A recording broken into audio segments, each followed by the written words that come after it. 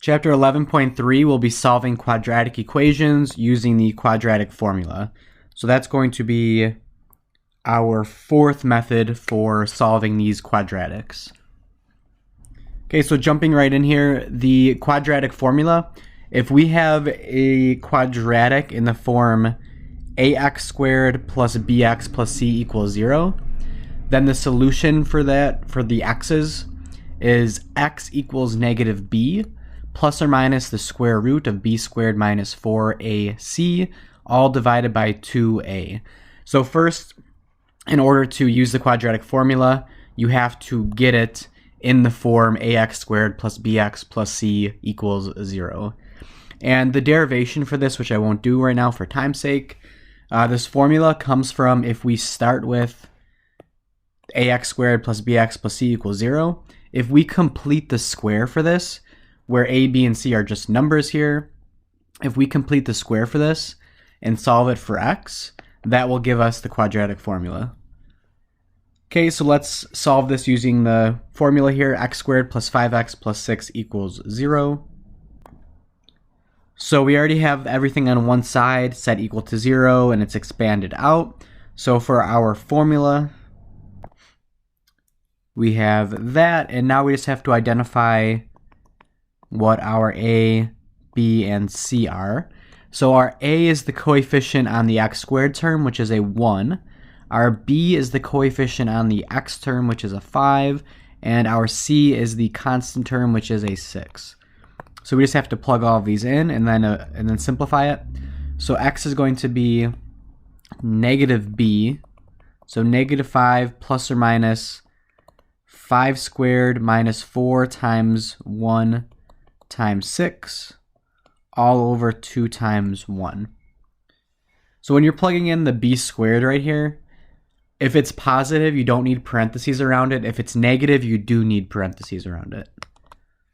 Okay, so simplifying this now, we're going to simplify what's under the radical. So it's going to be negative 5 plus or minus, that's going to be 25 minus 24. So 25 minus 24 is equal to 1, all over 2 times 1, which is 2. So anytime you can simplify the radical, be sure to do that. So we have negative 5 plus or minus the square root of 1 is 1. So now we can split this up into two separate solutions because we simplified the radical. That means we're either going to have x equals negative 5 minus 1 over 2, or x equals negative 5 plus 1 over 2. So simplifying this, we get negative 6 over 2, which is 3, and we get negative 4 over 2, which is negative, sorry, this should be negative 3 over here.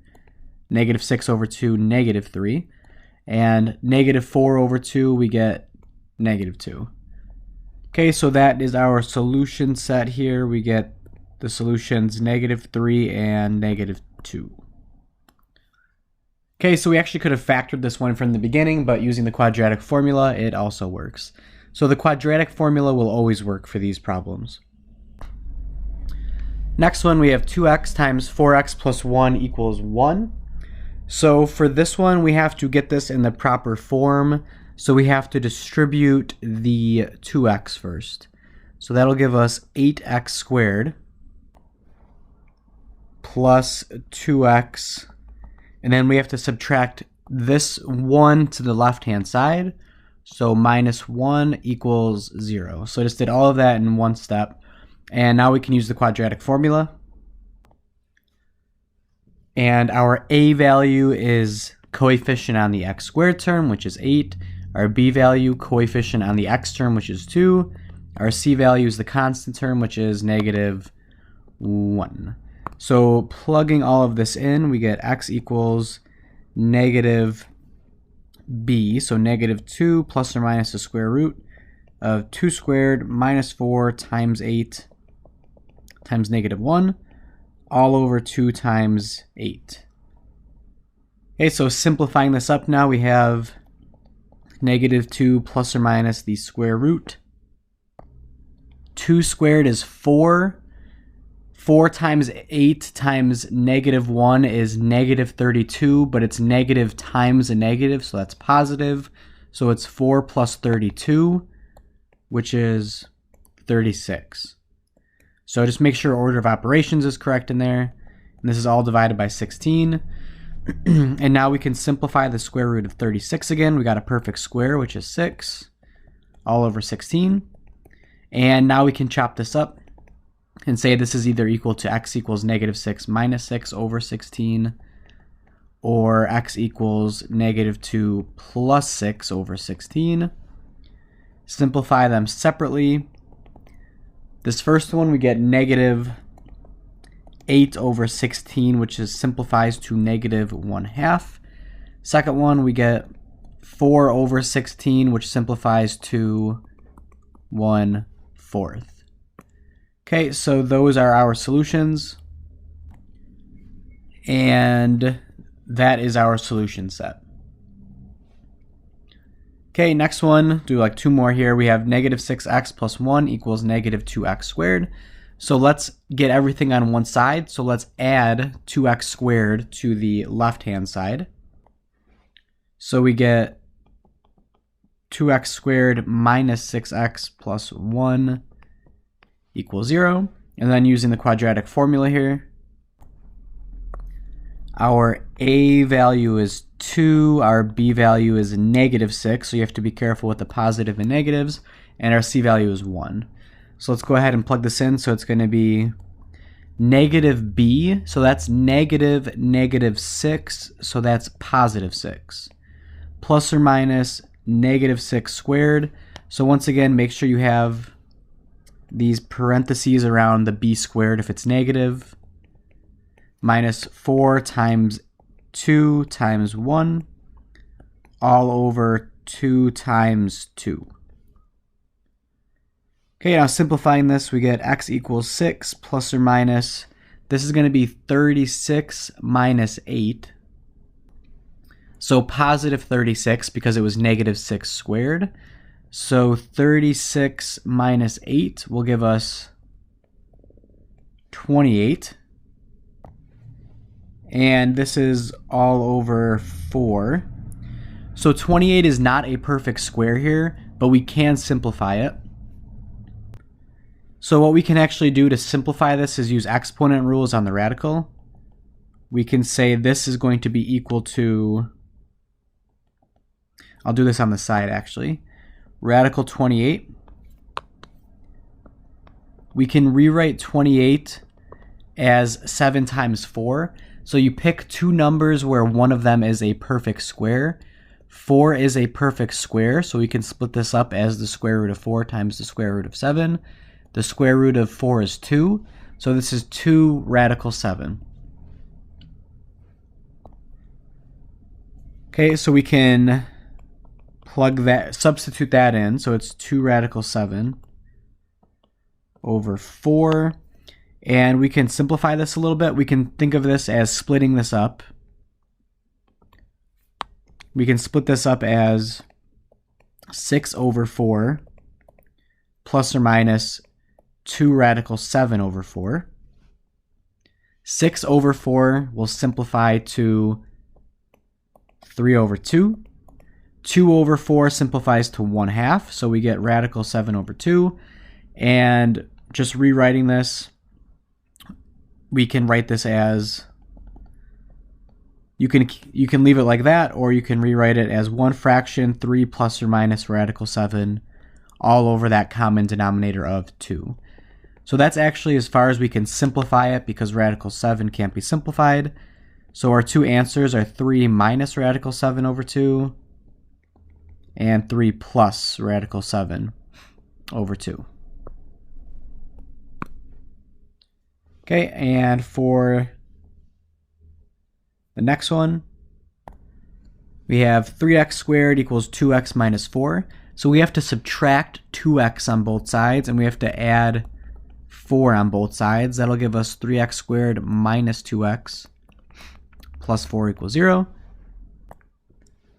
So we have the quadratic formula. A is 3, B is negative 2, C is 4. and we're going to plug all of those in here. So x equals negative b, negative 2 is positive 2, plus or minus the square root of negative 2 squared, minus 4 times 3 times 4, all divided by 2 times 3. And we simplify this, so we get 2 plus or minus the square root of, we actually get negative 44 under here, divided by 6. So once we get to this point, we see that we have a negative under the square root. So what that means is we get imaginary solutions, which means there's just no real number solutions. And for right now, we're just going to stick with that being our answer. So anytime you have a negative under the radicand, there are no real solutions. So there is a way to solve this, like I mentioned, with imaginary numbers, but we won't get into that for right now. Okay, in the last example here, 2x squared equals 8x. So we need to subtract 8x to the left-hand side. We get 2x squared minus 8x equals 0. And quadratic formula, we get a is 2, b is negative 8. We do not have a constant term here. That means the constant term is 0. So if it's missing one of the terms, that term's a, b, c would be 0. A would never be 0 because then it wouldn't be a quadratic if that were the case. All right, so plugging these in now, we get negative b, so that's negative 8, so positive 8, plus or minus negative 8 squared minus 4 times 2 times 0 for c, all over 2 times 2. And simplifying this up, we get 8 plus or minus the square root of negative 8 squared is 64. 64 minus 0, so we just get the square root of 64, all over 4. Well, the square root of 64 is 8, so we get 8 plus or minus 8 over 4. So we can chop this up. Since the square root simplified, that's going to either be 8 minus 8 over 4 or 8 plus 8 over 4. So 8 minus 8 is 0 over 4, which is obviously 0. And 8 plus 8 over 4 is 16 over 4, which gives us x equals 4. So our solution set here is 0 and 4. So this one would have also factored using a GCF and the zero product property.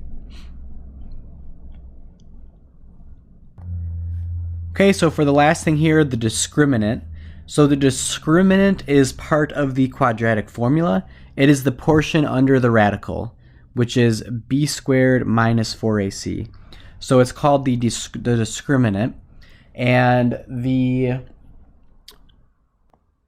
thing that's useful about this discriminant is it tells us the kinds of solutions that we're going to have for the quadratic equation.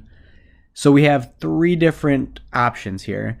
We either have the discriminant's going to be positive, it's going to be 0, or it's going to be negative. So starting with positive, if the discriminant is a positive number, that means there's going to be 2 unequal real solutions. Graphically speaking, that means we're going to have 2 x-intercepts, which we'll see in the next section or two. And if we have the discriminant equals 0, that means we have 1 real solution. So that would be that vertex, that turning point for the parabola, for the graph touching the x-axis. So 1 real solution. And if we have the discriminant is negative, there are no real solutions, meaning there's no x-intercept. So like I mentioned, we do get imaginary solutions though, but we won't get into that right now. Okay, so let's just do a couple examples here. So for each equation, let's compute the discriminant and then determine the type of solutions. So we have 3x squared plus 4x minus 5 equals 0. So the discriminant is b squared minus 4ac. Our a value here is 3. Our b value is 4. And our c value is negative 5. So we're going to plug those in. That's going to be, we don't need parentheses around the b because it's positive. 4 squared minus 4 times 3 times negative 5. And we simplify that. And we get 76. We don't care about the actual value. We just care that this is positive. Since this is positive, we have 2 real solutions. So we're going to end up, if we ended up solving that using the quadratic formula, we would get 2 answers. Next one, 9x squared minus 6x plus 1 equals 0. So b squared minus 4ac for the discriminant, and the a value is 9, the b value is negative 6, c value is 1. Plugging these in here, we get b squared, so negative 6 in parentheses squared, because it's negative, minus 4 times 9 times 1.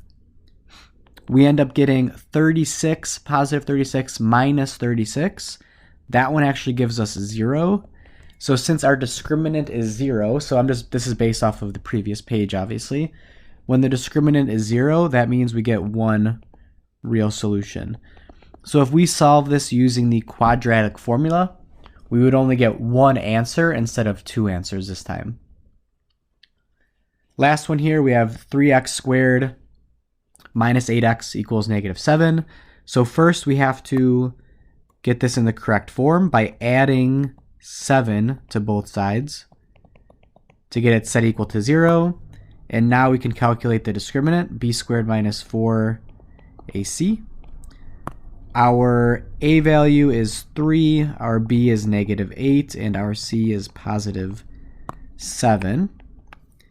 So b squared minus 4ac, plugging everything in, that's negative 8 squared minus 4 times 3 times 7. And we end up getting negative 20. So once again, we don't care that it's negative 20, we just care that it's negative, less than 0. So when that happens, there are no real solutions, but there are 2 imaginary solutions. So just because we're using the word imaginary does not mean that they don't exist. They definitely exist. It's just a different set of numbers. Okay, so that is it for this section.